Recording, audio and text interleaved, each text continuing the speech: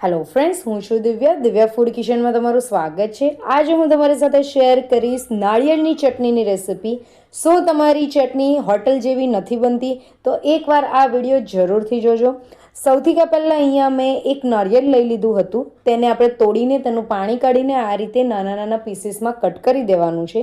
ત્યાર પછી mixer jar લઈ લેવાનો છે। મિક્સર જારની અંદર બધા જ નારિયેળના પીસીસને એડ કરી દેવાના છે। તેની અંદર અડધો કપ જેટલા દાળિયા એડ કરવાના છે, જેને આપણે રોસ્ટેડ ચણાની દાળ પણ કહી શકીએ છીએ। 1/4 કપ જેટલા કોથમીર દાખલાની સાથે એડ કરવાના છે।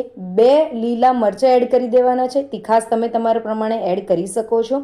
ટેસ્ટ મુજબ મીઠું એડ કરવાનું છે। અને હા, અહીંયા હું પાણીની જગ્યાએ છાશનો યુઝ કરું છું। તમે છાશની જગ્યાએ દહીંનો યુઝ પણ કરી શકો છો, અથવા તો પાણીનો યુઝ પણ કરી શકો છો।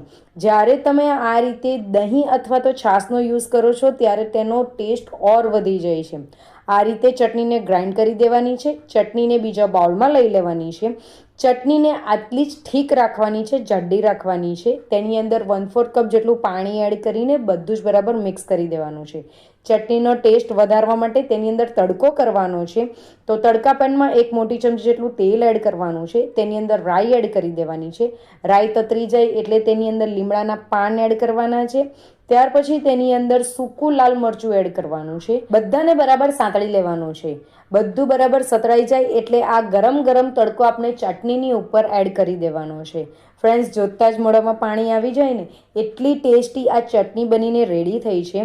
એક વખત આ ચટણીને આપણે મિક્સ કરી લેશું। ફ્રેન્ડ્સ, આ ચટણીનો ટેસ્ટ એટલો સારો છે કે જ્યારે આપણે બહાર હોટલમાં જઈને ખાઈએ છીએ તેનો જે ટેસ્ટ હોય છે તેના કરતાં પણ સારો તેનો આ ટેસ્ટ લાગે છે। ફ્રેન્ડ્સ, આ ચટણીને તમે સાઉથ ઇન્ડિયન ડિશ સાથે ખાઈ શકો છો।